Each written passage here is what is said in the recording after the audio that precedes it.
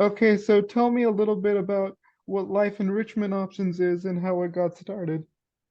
Great question. So, Life Enrichment Options is a local nonprofit. We reside here in Issaquah, Washington, and the organization purchases houses, and we lease these houses out to care providers, and care providers select residents to live in the houses, and the residents are, folks with IDD. Mm-hmm. Yeah, that's cool. So, like, Yeah.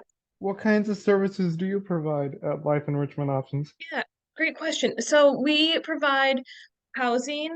We've also provide recreation. We used to help out a little bit in the jobs area, but there are some really amazing organizations out here that really focus on jobs. So we've taken a little bit of a step back from jobs and really focused on housing and recreation. No, that's great. Yes. Um, so what has been going on with the affordable housing for people with disabilities? Any particular data or trends that you've seen, particularly among disabled people? As far as trends, we've just noticed that there are a lot of folks that need places to live that they have a care provider that can help them live semi-independently. So we've been working on opening up more houses. We just opened up a house back in December, and we are welcoming new residents, that our care providers welcoming new residents into that house as we speak. We have one moving in this weekend. Um, and we are continuing to expand our housing options for folks in the Issaquah, Snoqualmie, Sammamish area. Yeah, that's great.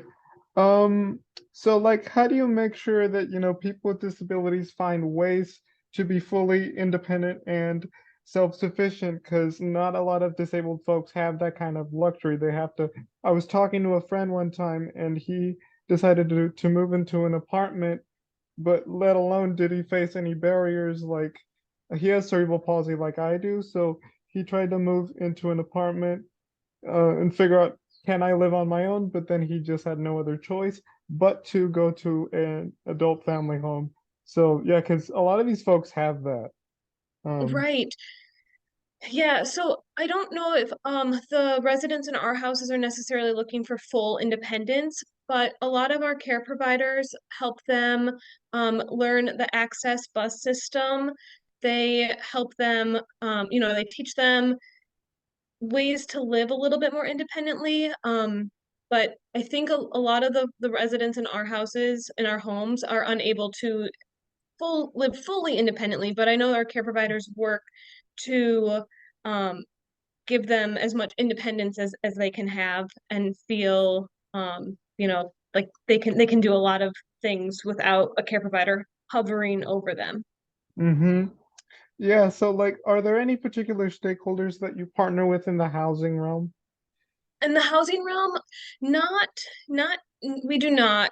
Right now we are partnering with the City of Issaquah Parks and Community Services in the recreation area, because we've really been wanting to grow that part of our nonprofit is providing more recreation opportunities for folks. Because when COVID happened, a lot of recreation opportunities just kind of stopped. So we really wanted to bring those opportunities back. Mm-hmm. What kind of impact does your organization have on the disability community as a whole? Oh, that's a wonderful question. We really help families who have a child or someone in their home that has a disability. We help them live a little bit more of an independent life, so they can, um, we are promoting inclusion by welcoming all of these families into these homes. And oh, sorry, could you repeat that question one more time? What impact does your organization have on communities as a whole, Yep, particularly the disability community? great, thank you. So, we we have housing for them that they may not have been able to secure before our Leo homes were built. I know I didn't answer this question in the beginning. When we started our organization, it was for mothers who were concerned about what they were going to do with their children who could not live independently. And as these mothers were getting a little bit older, they wanted to make sure that their children were in safe, loving, caring homes. So that's how we got started, and we continue that mission up until this day, and we've been working on this mission since I think 1988, 1989. Yeah. Yeah, that's a long time. Yeah.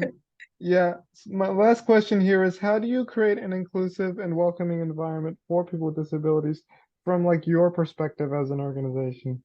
Yeah, so we really try to host a lot of events in the community that welcome everyone in the Leo homes and in our community, because there are more than just Leo homes in our community. So we have a big annual picnic that everyone is invited to, whether they have IDD or not. So we really try to promote inclusion that way.